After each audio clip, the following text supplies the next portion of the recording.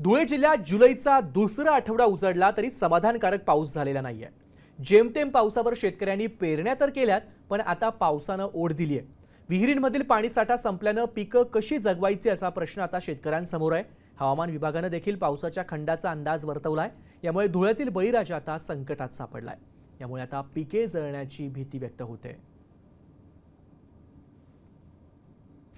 राज्यामध्ये पावसाची जर परिस्थिती जर बघायचं ठरलं तर राज्यामध्ये धोधो आणि धुळे जिल्ह्यातील पाऊस गेला कुठे गो असं म्हणण्याची वेळ आता कुठेतरी शेतकऱ्यांवरती येऊन ठोकलेली आहे।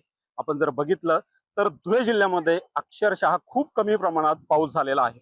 अशा परिस्थितीमध्ये शेतकऱ्यांनी जेमतेम पावसावरती पेरणी केलेली आहे।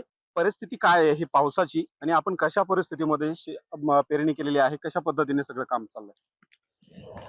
आता जुलैचा दुसरा आठवडा येऊन गेला आहे, पण अजून समाधानकारक पाऊस झालेला नाही। फक्त पिकं तग धरून आहेत, विहिरीला पाणी आलेलं नाही अजून। अशीच परिस्थिती राहिली तर पुढचं भविष्य खूप वाईट आहे शेतकऱ्यांचं। त्यांना प्यायला पाणी सुद्धा भेटणार नाही। हवामान विभागातर्फे पुढील काही दिवस हा खंड देखील सांगण्यात आलेला आहे पावसाचा, परंतु मग पुढची परिस्थिती आपण कसे हाताळणार आहात? खूप वाईट राहील, खूप वाईट। प्यायला पाणी भेटणार नाही, गुरांना चारा राहणार नाही, सर्व हाताबाहेर जाईल परिस्थिती। काहीतरी चांगला मार्ग काढायला पाहिजे सरकारने। तुला भूषण आहे रे, साम टीव्ही न्यूज।